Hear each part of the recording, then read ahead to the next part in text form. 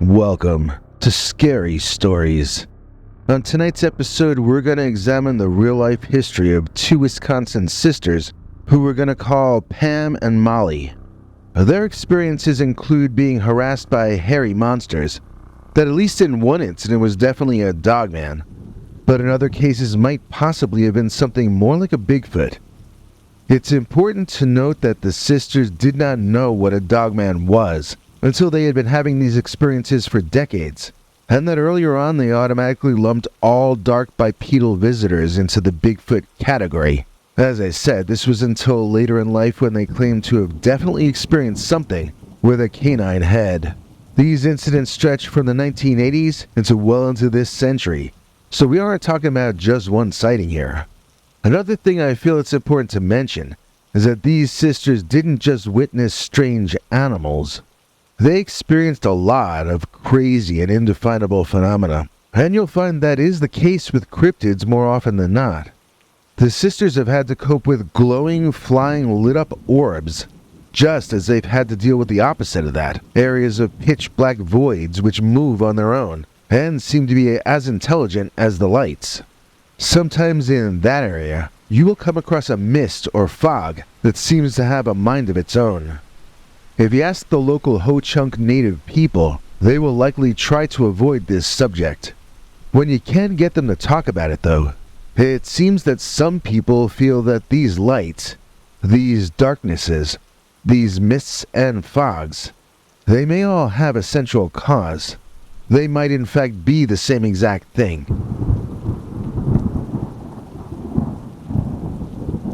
Now that's not what Jeff Meldrum or other materials scientists are going to want to hear though. And I imagine some of you are reaching to your phone to turn this video off just because I'm suggesting that there might be something more going on here than just rare animal sightings. It could be something a whole lot more interesting than that. This area around Neillsville in Wisconsin could just feature some rare intelligent life forms, I suppose. But it seems to me far more likely that this might be one of John Keel's window areas, a portal into the world of the unknown on traditional Ho-Chunk territory. Now, I don't think you personally have to believe in any kind of magic to entertain this theory. Remember what Isaac Asimov said, any sufficiently advanced form of science will appear as magic to someone who isn't sophisticated enough to understand it. In an extreme case, introduce a caveman to a cell phone and you'll be called an evil wizard.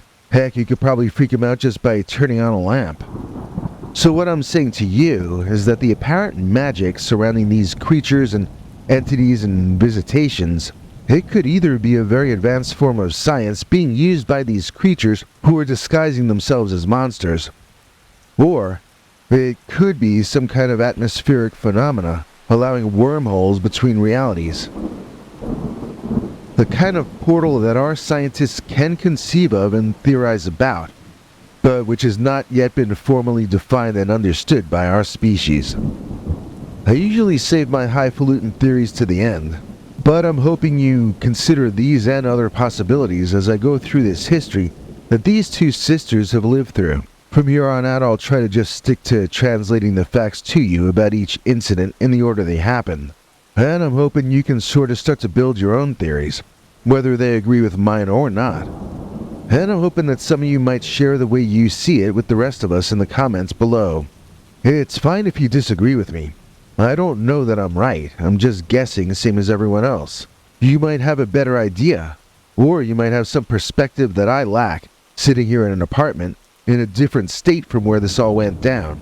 Okay, now let's get to the fun part where we retell each of the spooky and weird things that have happened to Pam and Molly, which are not their real names. The Neillsville Nexus. The year is 1982. This is Highway 77 near Hayward, Wisconsin.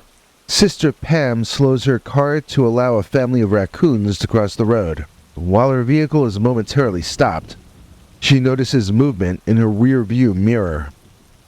It was a large, dark, furry creature looking at her and her car. Pam hit the gas and got out of there, unable to see where the creature had gone. Her assumption was that she had seen a Bigfoot, but we are talking about Wisconsin here. It could have been a Dogman just as well. In either case, I can't blame Pam for not wanting to stick around and find out. It took exactly 29 years before another member of Pam's family would see another cryptid, but it would no longer be one isolated sighting. Starting in 2011, Pam and her sister Molly started being inundated, but not just cryptids, but the entire world of the weird. Sister Molly had moved around 150 miles south of Hayward to a place called Neillsville, located on traditional Ho-Chunk tribe territory. This is an area where the family were regaled with stories of all the moving, glowing, lit-up orbs that pop in and out of that area. Some of their neighbors told them they had seen giant birds flying overhead, so the family did expect things to possibly get weird. Molly's home was in the woods right in the center of Wisconsin.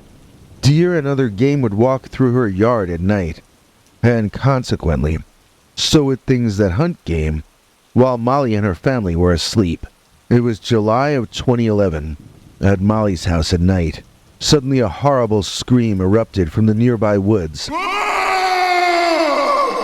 and the family fell silent. Molly decided to just ignore it, and the family went back to their activities. Fortunately, the scream did not repeat. Not that night, anyway. A couple of months later, in September, Molly and her then 9-year-old child saw a dark, featureless figure walk through their kitchen and living room, and then disappear. It was not a large figure. They said it seemed to be about the size and apparent mass of a shorter man, but it was entirely dark black, with no features whatsoever. One night soon after, the family witnessed a green light floating in the backyard, which eventually blinked out. It came back a couple more times later in the evening, blinking out again each time. It reached the point where the sisters started realizing something was going on. They began noting the day and sometimes even the time when strange things took place. For example, on October 12th, 2011 at 9 p.m., something large and heavy seemed to be circling the house, and Molly's Rottweiler began following it from inside the house, growling. This went on for a tense 10 minutes, when suddenly, something slammed hard into the back wall of the house, so hard, it made the wood groan. When Molly looked outside to see what had happened, she couldn't see anything out of the ordinary, but it seemed her Rottweiler still sensed something out there, and continued freaking out at whatever that was. Deciding that if she couldn't see it, then it must not be there, Molly put the family to bed and went to sleep herself. Later that night, the sound of someone large walking around outside woke Molly up, and she thought she'd better get up and check it out. Before she could, though, a thought entered her head that it would be better to go back to sleep and ignore it. And so she did. Soon, another sound from outside woke her up again. And this time Molly shouted at whatever that was out there to go away and leave her family alone. Once more, Molly heard the voice in her head telling her that everything was fine and that she should just go back to sleep. Once again, she did what had been suggested to her, soon falling back unconscious as she had been told to do. When Molly woke up in the morning, she found this all very strange, but in that night before, it somehow made sense to her to do what the voice told her to do. October 13th, 2011. The sisters talk on the phone when a glowing whitish blue orb, about 4 inches across, rolls out of a tree in Molly's backyard and bursts into electric sparks. Friday, October 14th, 2011, 6:15 p.m. A black-furred 5'7" humanoid backyard monster strode bipedally across the backyard. It seemed intensely focused on something. Molly did not notice a muzzle or a tail and said it was slim. It was only about 20 feet from where she was standing, but it never paid her any mind, seeming only to be interested in the deer trail just outside of her backyard. Molly had set up a game trail camera in her yard, but when she checked it, there were only images of ordinary creatures, nothing strange at all. Both sisters agreed they would no longer allow their children to play alone in that backyard, though, and I think that was probably a wise decision. Pam decided to sleep over that Friday night, October 14th, 2011, and she also experienced the sensation of someone or something that she couldn't see walking around outside that country home in the darkness. After the weekend was over and things seemed to have quieted down, Pam and her kids went home. That following Monday night, though, October 17th, 2011, Molly experienced another loud, scary thump in the back of her house. Some of these experiences sound more like poltergeist phenomena than cryptid phenomena to me. Somehow they seem to have been both at once, though. The sisters decided to try various religious methods to cleanse the house, such as having the place blessed and smudging it with sage. When activities seemed to cease over the winter, the family thought that maybe the problem had been dealt with. Monday, March 26th, 2012, 5:30 a.m. Something that sounded very heavy began walking around on the roof of Molly's house. She heard it again that night, and then again Tuesday morning. On Tuesday night, she could hear it up there about once an hour, from 11 p.m. onward until morning, with her Rottweiler once again going nuts each time the thing moved around up there. Wednesday morning came with the sound of something on the roof again, and then Wednesday night, it came back once more. Either this entity did not care about her family's health and well-being, or else it maybe wanted them to be driven to the point of crazy violence. If that was the case, they got their wish when anger and rage overcame Molly's fear of that creature. That Wednesday night, she grabbed a flashlight in one hand and a big kitchen knife in the other, and Molly went out into the darkness of her backyard in the woods at 2 a.m. She wanted to see what that thing was that was on her roof driving her insane. Bravely, the mother, following her instincts to protect her family, shined her light up on that rooftop, and what she saw left her more confused than ever, because there was nothing there. Apparently happy to have confused her, the creature left Molly and her family alone from then on. Well, for a month and a half anyway, and then it got lonely again. Tuesday, May 8th, 2012, 10:30 p.m. Molly pulled into her driveway, and for 1 second, her headlights allowed her a glimpse of something large, bulky, and moving, crouched between her house and a fuel storage tank. She said the thing had yellow eyes that were very large. In fact, she compared them to ping pong balls. As many of you know, yellow eyes are a Dogman or a werewolf trait, not usually a Bigfoot one. She said the creature was a bit under 6 feet again, and it was hunched over a bit. Molly ran inside, which is what I would have done. The next morning, she checked around for tracks but found nothing of interest. Sometime in June of that same year, Pam was over Molly's place and saw something dark walking along the edge of the woods at sundown. She wasn't sure what she was seeing, but she knew it wasn't a bear or a deer. For some reason, this didn't ring any bells with her, and she decided weirdly to keep it to herself. Then later that same June night, at 1:30 in the morning, the two sisters were inside the house, discussing an elderly friend of theirs who was in poor health. Suddenly, from directly behind and beneath Molly, a bright light, the color of the sun, appeared behind Molly's head, causing a long dark shadow to pass across the table and her sister Pam. Pam stood asking what the hell, and trying to find the source of the light, but failing. What might be even stranger, is that Molly herself never noticed the shadows she was casting on the table, and never seemed to sense the change in lighting at all. Her Rottweiler also slept through the entire experience. The next spring, May 8th, 2013, 9:40 p.m. Pam was at her own house, and I'm not sure what the location of that was exactly. Elsewhere in Wisconsin, I would assume. Pam's dog began barking outside, and when she went to see what it was, she found her dog standing about 25 feet away from her parked car, barking at it. Looking more closely, she could see there was a strange figure, about 4.5 feet tall, standing on 2 legs and furry like a deer. Its fur was deer-colored, and its eyes shone back a bright yellow. She said that the ears and the muzzle reminded her of a kangaroo, and that it held its front paws out in front of it. I wonder if what she was seeing was a young deer standing up on its hind legs. They'll do that if they need to fight someone larger than they are, and I can bet a dog could really scare a deer that short and young. I've looked on the internet and it seems that deer eyeshine can be yellowish green all the way to blue. So it doesn't seem impossible to me that Pam might have seen a young deer.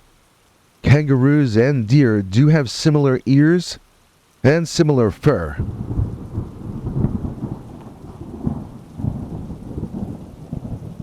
October 3rd, 2014. The Cinnamon Bigfoot. Morrison Creek next to Oxbow Road at 3 p.m. Now I can't get a clear picture of this incident, since I'm going off of Google Maps, and this is not an area they give us too much information about. Satellite view's kinda blurry when you zoom down, and I kept getting a blacked out screen, almost as if Bigfoot didn't want me looking too close or something. Now supposedly in real life there's a bridge over here near these squiggles that indicate the pond. From that bridge, Molly saw a cinnamon-colored hairy man looking into the pond with great interest. Here's a recreation of the incident. I know the bridge is real because Linda Godfrey herself said she later visited it to see for herself. Godfrey said Molly would have had a clear view of any creature located down there from that bridge. And we'll have to take her word for it since I've got no photographic proof for you. After that sighting, the sisters began to have poltergeist experiences. Like one time they were talking in their kitchen when a water faucet suddenly turned itself on. In the middle of January 2015, Pam contacted Linda Godfrey to tell her about an unnerving Dogman encounter she just had. She was driving home and saw a strange light coming from the railroad tracks near Campground Road. She wanted to pay attention in case there was a train coming, but as she got closer, she saw that there was none. Instead, she saw an upright canine, as black as a black hole, standing there against the white snow in the evening. It didn't seem to notice her, and she drove on to get out of there. Soon after this, Linda Godfrey herself decided to pack up her husband and go visit these two sisters in person. When they led her to the woods behind Molly's home, Godfrey surprised the sisters by pointing out multiple hunting blinds right on and next to Molly's backyard. They were all built out of natural materials, as the legends say Bigfoot does it. However, Godfrey points out that Boy and Girl Scouts would also create identical structures by weaving branches together. The object is to create something which blocks the animal's view of you, yet still allows you the ability to get in and out in time to catch your prey. So this did not prove that Bigfoot or Dogman was in Molly's backyard, but it did prove that someone was using her backyard and the trees surrounding it to hunt at night.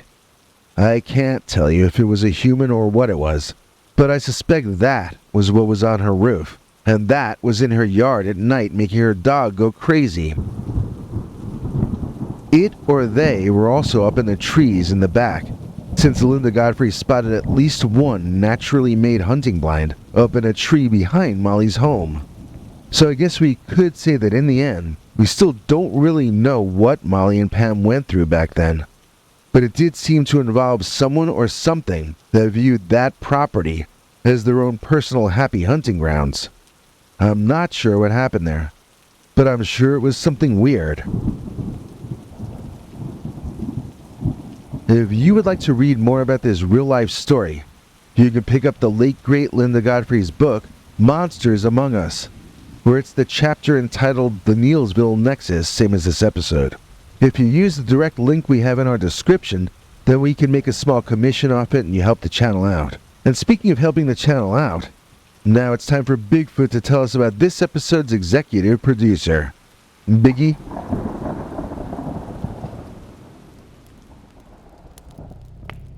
He's Lena and he's Mina and he's always cleaner. I'm talking about Jason Regina. Please join me in thanking today's executive producer, Jason Regina, who just rejoined our channel memberships a few days ago. That means he gets to see our secret, uncensored Dogman episodes which only members get to see. And here to explain more about it is our international TV spokesmongrel, Henry Lee Dogman. Hank?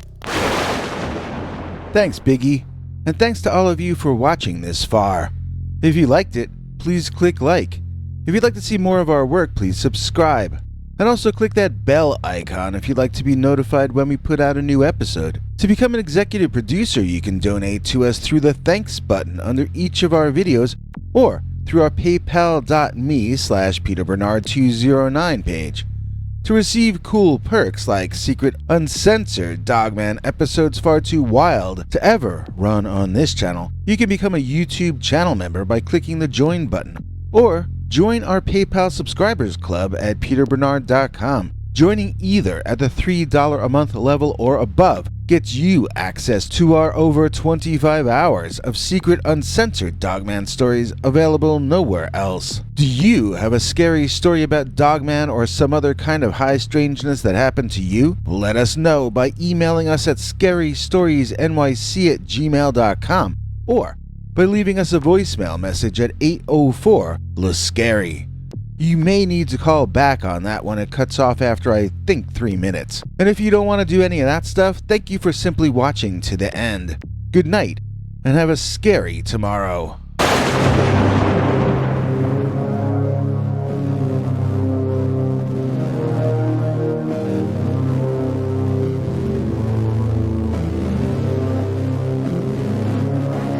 Come back for more scary stories.